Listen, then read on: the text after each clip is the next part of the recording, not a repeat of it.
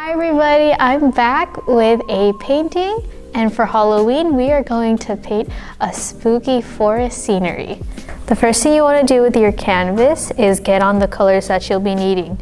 You'll need orange, brown, gold, a little bit of dark brown, and some black. With your paintbrush, start painting and blending the colors together in a circular motion.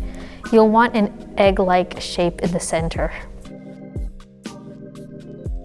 After you're happy with your circular blending, go ahead and mix your own shade a dark green and get a fan brush and start going in a circular motion with a fan brush around the canvas to create trees.